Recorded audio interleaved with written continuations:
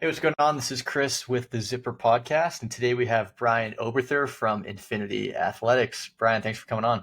Yeah, no problem, Chris. You nailed that last name. I'm proud of you. Hell yeah. Yeah, and I think you're the first person, well, you are the first person to have the most legit recording studio that Thanks. I like it. It's Yeah. awesome. Nice. It's sick. I love it. Sweet. Well, yeah, really love having you on. And as I said, the goal is to learn a little more about your story and your founding of Infinity. I'm sure you have a lot of really interesting lessons that you could share with other folks who might be in the industry or might be looking to get into the industry. So, yeah, I'll kick it off to you. I'd love to just hear a bit about your Yeah, background and how you got things founded. sure. Yeah, I mean, first off, I'll say if I can figure it out, anyone can because I almost feel I don't have kids, so I don't want to overstep here, but I almost feel like it's the horror stories of people when you talk about parenthood and all the just like absolute like dissuasion going on. Like they just want to tell you how bad it is and how hard it is.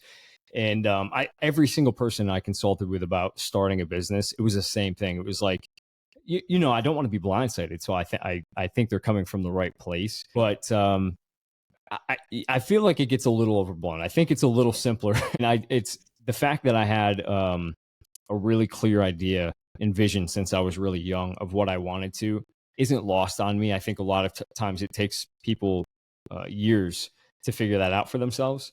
So I do feel really grateful that I had some image and vision of what I was trying to accomplish, because I think unbeknownst to me, that's like the main thing in creating an actual successful plan is just having an aim and knowing exactly what it is you're trying to manifest. And when I was really young when I got into strength training, and I'm not going to bore anyone with the details of going back to childhood, but it's always been a part of my dad was into bodybuilding, he was in the Marine Corps. That really ignited this at least intrigue at that point about strength training and bodybuilding and watching Arnold movies. And then I ended up going to school for exercise science, and that was a letdown. I would say, not to dissuade anyone from doing that, but I would say I had a lot of experience going to seminars and going and seeing Eric Cressy speak and seeing Louis Simmons from Westside and some seminars there, and going to Elite FTS. And I felt like I had a really good understanding of what I wanted and what my vision was and my role in the fitness industry. And going to school was taking like 10 steps back of what I thought it was going to be. It was just so academic and in the weeds on textbook. It is good. It gives you a really good foundation, but it felt a little bit more geared towards maybe pre-med or something like that. A lot of bio and chem and things like that. And I don't regret it at all. But I will say, as soon as I started college, I just wanted to get done. In my head, I thought I needed an exercise science degree.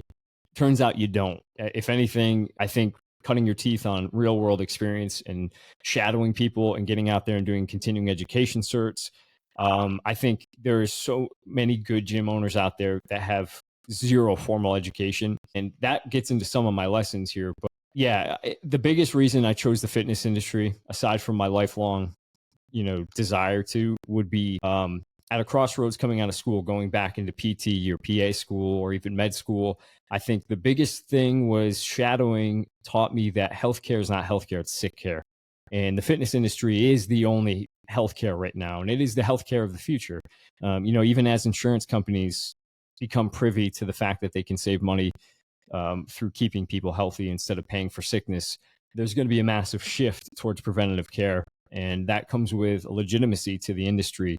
And we're already seeing that. But over the next 10, 15 years, trainers and gym owners are going to have a much larger hand in keeping people healthy. Yeah, that makes a ton of sense. And so when you graduated, what was that process like, going from, okay, now I graduated, to you have this vision of you want to start your own gym, you want it to be in bodybuilding or strength training. How did you finally get to that point? What did that process look like? I took a job out of college in Lake Placid with the Olympic Authority. There's an Olympic Center there. I had known that I wanted to start a gym, but I didn't feel like I was ready to pull the trigger. I felt like I wanted to get out there and get some real world experience first. And I did that for about a year. And then I worked at a commercial facility that specialized in medical fitness. So they did a lot. It was like your average commercial gym, but they had a program where they did a lot of post rehab and cardiac rehab. And that was an area that I've always loved: assessment and corrective exercise. And I took a job there and worked there for a year. And then around the year mark, I started to get the itch to start looking for a facility.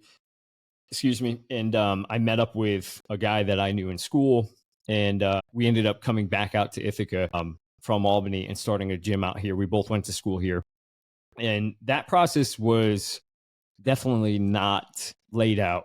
Like there was no Googling, what to do when you're looking. You would think that there would be a little bit more of a standard operating procedure for that. But man, I felt like every turn there were 4 or 5 more questions that we never thought to ask.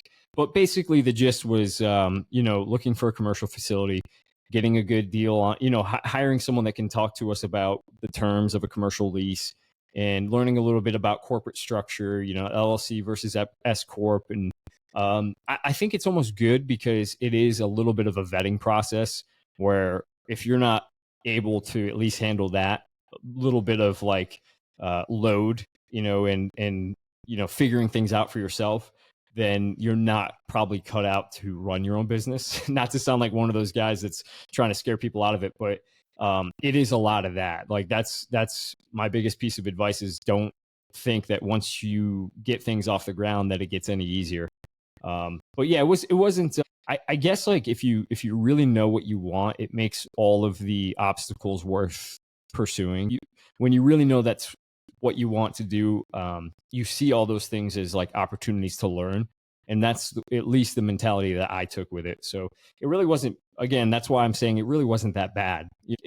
For every obstacle, there's always someone willing to help you, which is why I'll never say I'm a self-made anything. Like, there's so many people that, like, even me being on this podcast alone, like I invited the co-owner, the co-founder. I was even thinking of having a trainer come on because I almost feel like an imposter accepting any praise for the business, because you can steer it in the right direction, but that's like, taking credit for the invention of an automobile because you drove across country. It feels like that sometimes because there's just so many people that contribute to the success of it.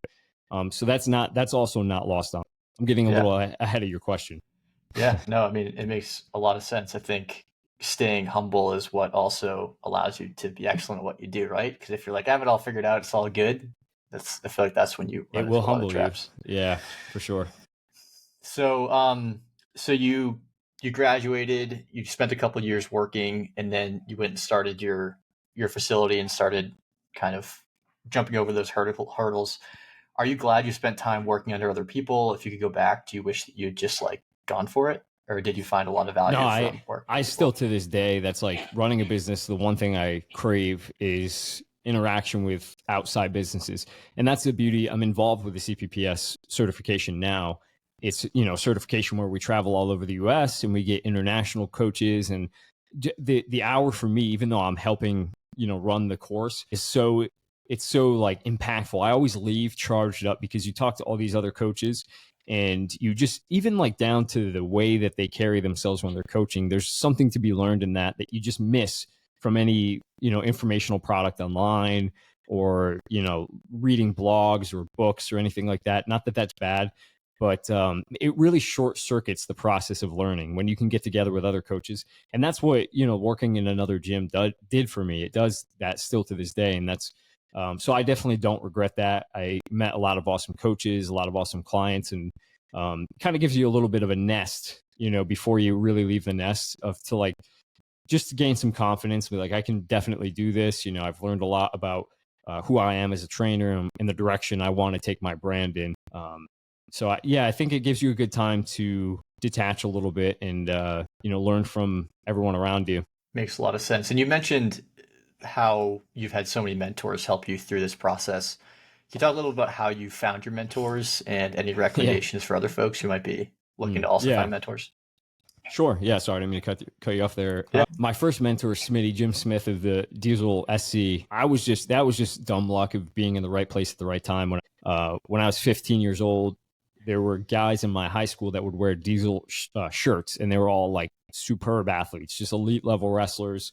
And so there was a website on the back. I went to the website at home, and it was still like at the time when you had to download like videos. Like, people didn't host videos on their website. Like, it was just like an archive of like training videos, and I would go home and just watch all of them over and over and over again. And I now know that apparently he was getting charged by like you get charged by bandwidth. So I was like, dude, I owe you some money for that, because I was probably one of the few people that was just watching those videos on repeat. But it was all odd object training. It was like strongman training, logs and stones.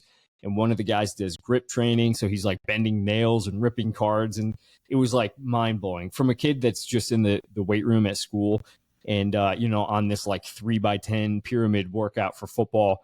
And then you see that, it just like ignited like a third eye in my mind for training. And so then I was like on a relentless pursuit to try to meet this guy. I had no money. I was 15 and I knew he was training a lot of athletes. So I found out where they trained. There was a commercial gym they would train every like Thursday or Friday. So I would go and just spend hours there. Like I would just work out. I didn't know what I was doing. So I would just work out the whole time. And then finally at the end of a like 3-hour workout, I saw them roll in. So I made it seem like I was just getting there. I was trying to like change my shirt and make it seem like I wasn't drenched in 3 hours of, futile exercise attempts. And they walked in and I knew one of the wrestlers and he's like, "Oh dude, you want to jump in? We're about to train." And I was like, "Yeah, what are you guys doing?" He's like, "Upper body." And I just finished like a 3-hour just stupid workout. And I'm like, "Yeah, sure, I'll jump in." And then from there, he invited me to come train. They did a strongman Saturday every weekend at his house. And then it became like, probably he was a little worried about the level of intensity that I had just to be around him. So I was just trying to play it cool. And then eventually I ended up working for him, mowing his lawn. That turned into me helping him with his website. He does informational products. So I was doing, he was teaching me about backlinks. So it was just like mindless work for him. And then he's one of the reasons that I had access to all those certifications early on, because he was always speaking at them. So he would take me to all these NSCA conferences and elite FTS symposiums and all these things where like all the top guys were speaking. So I just really had like an amazing, lucky, opportunity. And then once I went to school, I kept in touch with him the whole time. And that's how I got involved with the CPPS, because in school I was really studying assessments and corrective exercise and looking at the FMS and study, McGill and Shirley Sarman. And I was kind of putting together my own assessment. And then that ended up becoming a part of the CPPS. They used, I can't even say it's my assessment. Again, it's like one of those things where I reference so many other people that it's really a conglomerate of all their work. That Smitty definitely deserves the vast majority of the credit. Obviously their coaches and my dad and things like that I credit for getting me into it. But I rode Smitty's coattails as long and as far as I could. So you got to know. In terms of advice, I wouldn't recommend going about it the way I did. So I don't know how to answer that question, but I would say you cannot understate the importance and how profound having a mentor is. That will save you decades of mistakes. Is there anything specifically that comes to mind that he has given you in terms of advice that has saved you a big mistake that you could have made? Yeah, I think if I didn't have as much experience going to certifications prior to developing a formal education, I think I would have been more of a byproduct of academia. I think I would have gotten duped a little bit more in thinking that I knew more than I did. Just being exposed to the wealth of knowledge out there, I think, like they say, having a degree makes you just knowledgeable enough to be dangerous. I think that we see that, as facility owners when we are conducting interviews. A lot of times the ones that have their degrees, we'll still give them a shot, but it's like a pattern. With the higher level of the education, the more there's a complacency that comes with that, and maybe a chip on their shoulder. I don't want to like disparage anyone, but there is like a level of hunger that people have when they don't have a formal education, and I think that keeps them on a better path.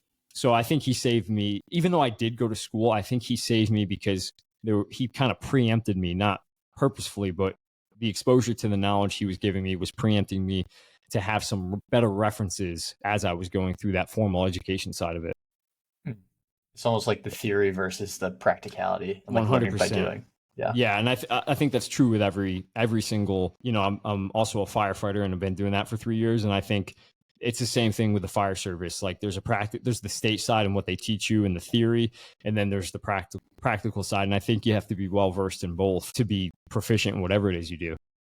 Makes a lot of sense. And I know we were talking a little bit about the CPPS certification. Can you talk a little bit about that and Yeah. how folks who might want to be getting into the fitness industry or already be in it and looking to, with that continuing education, what that is and how it might be helpful? Yeah, the beauty of the CPPS is, like we were talking about before we were recording. It's so I guess the word comprehensive is overused, but it's very comprehensive in the way that it gives you a system.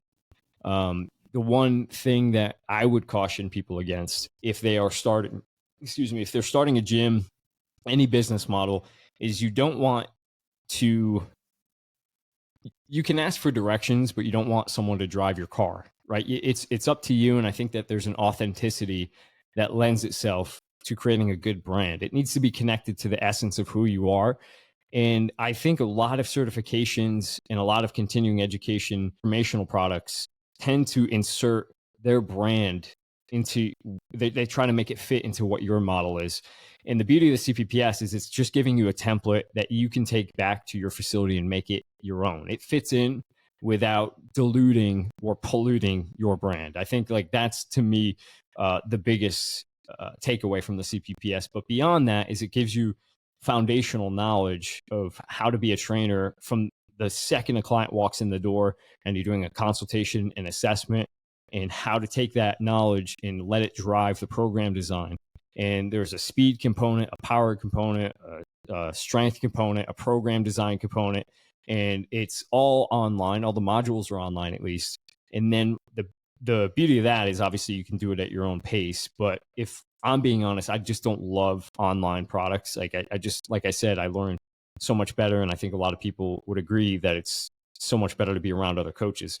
So then, as you finish all of the informational modules, you can go to the workshop in person where you're taking everything that you learned in the modules and kind of running through it in real time with Smitty and Joe DeFranco. And they're walking you through every single step of it, and you're using another participant as if it's your own client. The Every single time, like I said, I've been through it since the inception in 2014. Every single time I go, I learn something, and I'm able to come back and immediately apply it, and that is so valuable. We were talking, earlier about gym owners and how a lot of moments of your day are taken up already. I don't want to have to go read something and then try to, think through it and then, let that develop naturally. I want to immediately have something that I could take back to my gym and what it makes me or my coaches better immediately. And I've always felt that way with the CPPS. There's no leap of intellectual application. Like it's automatically at your fingertips. And it's kind of hard to explain until you go through it, but there's templates. I'm also a little OCD when it comes to like organization, and it is so organized. There's like templates that you could take out and use and adapt it however you want. There's exercise indexes that like the program design could be as simple as plug and play, or you measure your own program design against it and figure out what you're missing, sort of thing.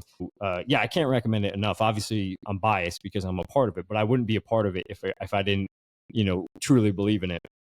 Right. I mean, I think it goes to show that you've been a part of it for 10 years before you're getting any Yeah, benefits. So cool. I haven't heard of it. So CPPS. a physical preparation specialist. Amazing. Okay, cool. And in that you touched a little bit on brand, and I think you guys have a pretty cool brand, Infinity. How did you come up with that? And any advice you have for people who might be developing their brand or wanting to revamp it? Yeah, it's almost a paradox because my advice is to not take advice.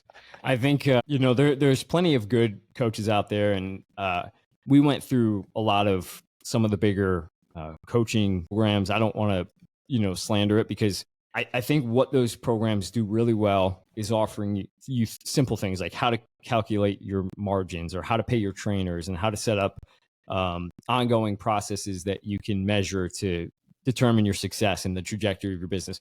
All that's great.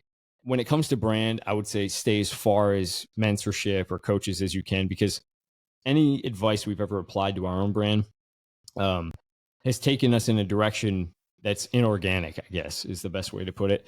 I would say Infinity, just as the name, kind of represents the fact that we didn't want to be pigeonholed into a specific like strength or power or athletes, or our whole view on fitness is that like every single person should be working out, and they should also be finding a program that fits them. And I felt like at the time a lot of models were forcing the client into whatever it was their program, whether it's a workout of the day, or like, I don't believe in just taking a workout of the day and progressing it or regressing it. I think the beauty of knowledge of programming is that, like, it's not the workout, it's the program. Like, if you're learning guitar, you can learn as many chords as you want, but if you don't know how to compose them into a song, it's going to sound awful. And that was my view on working out at the time. And I felt like no one was doing it. And I think there are more and more facilities now that are, but it's at the expense of the business owner and the coach. Because if you sit down and you think, um,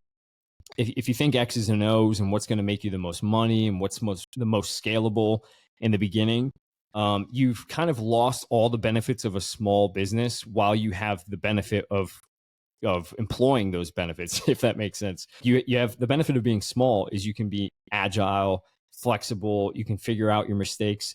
I think too often there's all these programs out there that teach small businesses to be like large businesses, and you want to think about scalability and all of these things, and it just kind of removes the authenticity to it. So we had a guest on our podcast. He was a firefighter, and he was talking about PTSD, and he was talking about getting through that. And this sounds like a non sequitur, but it comes back to brand, where he was saying his mentality with overcoming alcoholism and PTSD is that you always take the next indicated step, because whatever it is that's being laid out before you is probably a calling back to your authenticity, right? Whatever feels natural of taking that next step.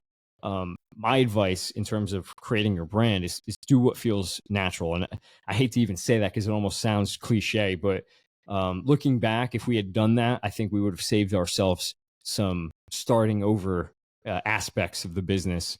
It's like we're 10 years in and we've kind of come back to where my original idea was. Like, now the facility is kind of back to where my image was, and it's been over a year since we've hired any business coaches. I think that at some point you kind of have to leave the nest and not rely on anyone to coach you, because it's like there's a book called Rework that says emulate chefs. Chefs will give you 100% of the recipes and even show you how to do it, but you can't make it like they can because you're missing the chef themselves. Like, you'll never be a Gordon Ramsay. You could be your own equally as profound chef, but you'll never be Gordon Ramsay. And the more you try to emulate Gordon Ramsay, you're playing a role, and that's the antithesis of being authentic. So that's my mindset on brand. I think just if it's easy, it's probably right. Like, if it just feels right, go with it. To trust your gut, really. Yeah, I could have just said that. That's a little Yeah, easier. no, I mean it makes a lot of sense, because to your point, you have these business coaches who I'm sure are using the theory again of like, hey, you should think about these things, but it kind of takes it away from why you started it and what your and your co-founders why are. Yeah, exactly. Makes sense.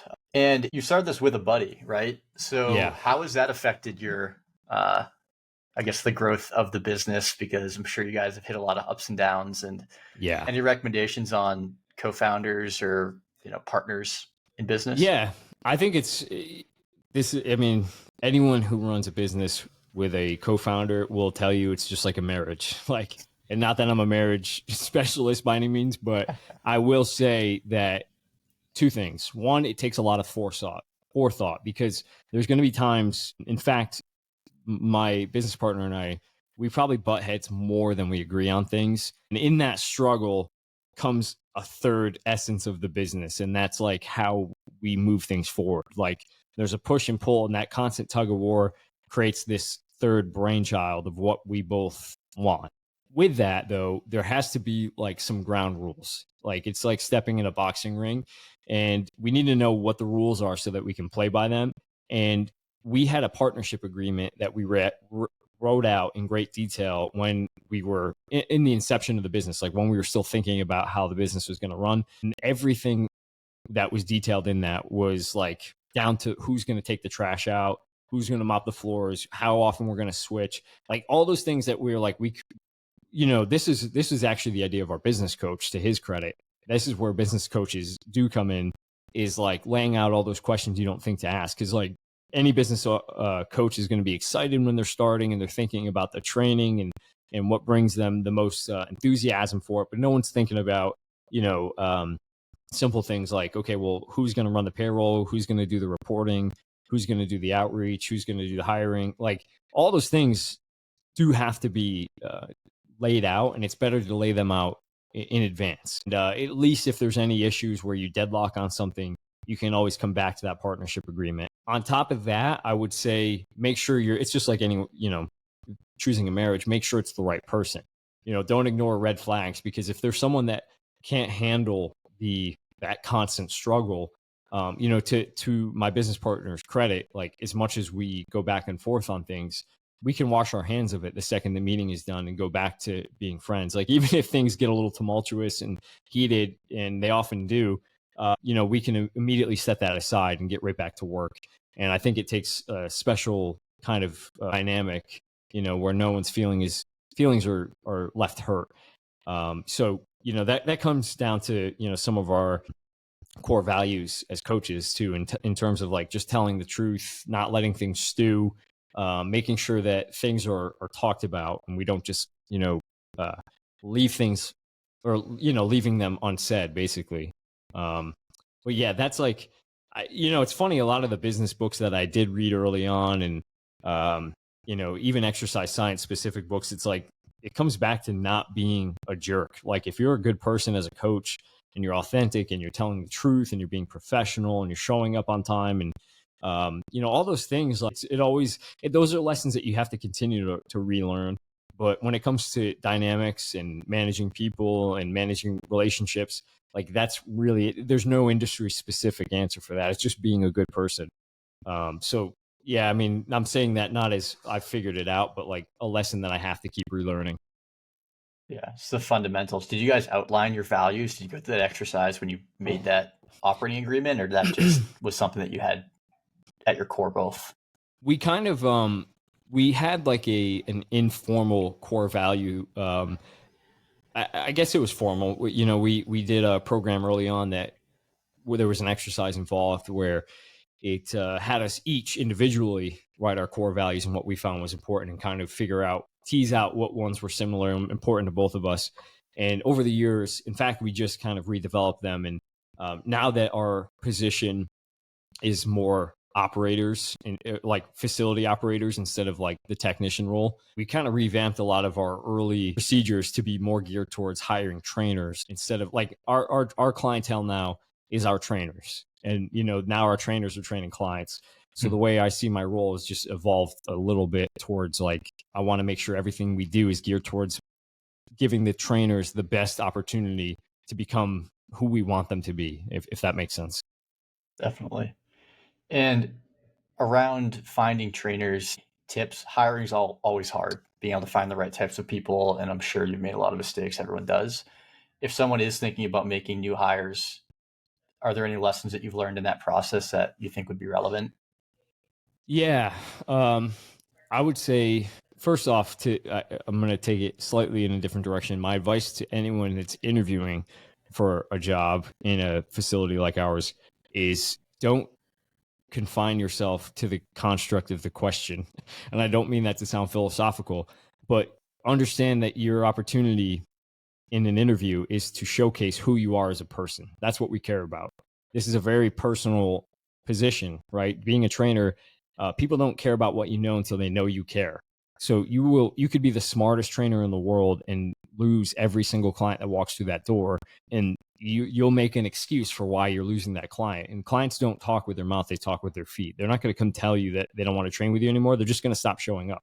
And the retention and the attrition numbers do not lie. So if you are going to interview for a position, just show them what your training philosophy is, and prove to them that you are passionate about it. A lot of times people will come in and interview for a job and they talk about how passionate they are, but they have nothing to back it up in terms of knowledge. Everything is a canned answer. They haven't developed their own philosophy. I'm not really hard on, or I don't mean to sound like I'm being hard on people, but I think people get in this box of an interview and they immediately like flip off the creative aspects of their brain, and they think that they just have to answer your questions the way that you want them to answer. So that would be a small caveat piece of advice. But in terms of hiring, the tough part that we realize is you can't tell who a candidate is on paper. Even in the first interview, it's really difficult. There's been very few people where we've immediately known they were going to be a rock star coach. being that our clientele are people that get our business model, know who we are, know our values, we put them basically in front of our clientele and let them be a part of the interview process. So we'll do a first interview. We do a pre-screening on the phone. We do a step one interview. And the step one interview is a lot of self-grading. So if you were a candidate, I would say, Chris, on a scale of 1 to 5, how do you feel you fit these criteria? There's a list of like exercises that we're going to go through together. And instead of just asking you like, oh, what are your biggest weaknesses? We just kind of talk through and see if you're introspective and you're aware, self-aware, how you are with people. We'll do some scenarios and things like that. And I ask very few questions about exercise science and programming because I could care less about that. That's easy enough. We have developed a completely different interview process at this point compared to where we started, and it is almost all personality based. And that's even difficult because so many personalities are different, but they're still successful trainers. And I think that comes back to, again, what I said with the brand. I think if you're authentic and you spend your life chipping away at all the things that are not you, like if you can figure out like where you're trying to play a role and that doesn't feel right to you, and you might be emulating someone, like if you can strip that away, you will be a very successful trainer. And I've seen it in so many different shades because we have a lot of different types of trainers. I think initially we were thinking, okay, this is the image of a good trainer, we need to find that person. And now we just see like, okay, who can dive into our clientele base and figure out where they fit in. Like I'm not asking them to be us or, a clone of us or who we think that they should be. I want to see how they have conversations. I want to see how they hold themselves. Can they take command of a room? Can they joke around? Are they lighthearted, but also, professional? So our interview process is usually the in-person interview, sit down, and then we have a week of shadowing, and then we have a week of them assisting, and then we'll let them run some classes, and then we give our clients grading rubrics, and then they come back with feedback. And that usually seals the deal on it. Like if clients that we trust really like them and they fit in, that's kind of earned them the job. And then we have, obviously like a probationary period where, step one's done. Now we see how well can you learn the brand, take on the responsibility of learning, this 90-day competency list and integrate it so that we're all on the same team, right? We don't want freelancers doing their own thing and, one person saying this exercise is really good and one person not understanding it. Like everyone can develop their own expertise, and the art of coaching will allow for that. But we do want everyone to be wearing the same Infinity badge, right? We want it to mean the same thing. And that's really cool. Specifically around the fact, like, it's almost like there are things that are teachable, right? You can teach someone to program. That's not rocket science. Right. It's difficult, but you can teach someone to do that. But you can't teach someone to align with your values, to be kind, to be, customer first. Those are kind of things that it sounds like you're sussing out in the interview process, which is really interesting. Yeah. And, our mentality now is like, if you say you can do it, prove it, just like kind of throw them to the wolves a little bit and let it develop over time. And that in and of itself is a weeding out process. We've had plenty of people that just didn't feel comfortable doing it. And like, thank you for showing us your red flags up front. I don't want to have to discover this, a year or two down the road. Interesting. Well, hopefully they listen to this podcast and know exactly the questions are going to be asked. They've done their research, right? Great. Well, I mean, we could chat all day, but I'm sure you have places to be. We're at 35 minutes. Any final pieces of advice or tips you have for folks who are trying into the industry or might be in the industry from things you've learned in the past 10 years? Yeah, I would just say, learn from the best and make it your own. I think that's kind of been the theme. Maybe if I were to boil it down and distill my mindset after, 10 or so years of business is like, in the beginning, if you're starting a gym, when you first start off, nothing is above your pay grade. You're going to have to learn it all. HR, community outreach, SEO, you're going to have no money to do it. And you're going to have to learn all that. And then once you've achieved some level of success, nothing is below your pay grade. You're going to have to understand that if you want to maintain leadership capital, you got to be taking the trash out. You can't be asking anyone to do anything you don't want to do, or you're not above anything. So I think there's that aspect. And then on top of it is just, in the CPPS, they even talk about the white belt mentality. There was some great jiu-jitsu practitioner who wanted to be buried in his white belt, even though he was like a coral belt, or, you know, he achieved the highest level, but he wanted to be buried in the white belt because that was always his mentality. And I think as long as you can maintain that, you'll never be obsolete, because I think there's always going to be room, and even in a crowded, saturated market, there's always going to be room for novelty. And whatever it is you feel like you are solving, if it's a problem you're solving, dive into that, lean into it, learn from the best, and figure out how to make it your own. A white belt mentality. I like that. That's good. Do you train jujitsu as well? I do. Yeah. Yeah, yeah. Yep. As do I. I'm a white belt, and On the way.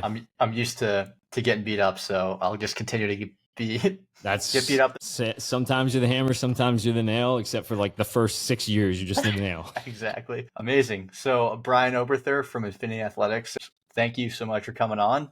Fun. Yeah, appreciate it. All right, we'll talk to you soon. Sounds good. See ya.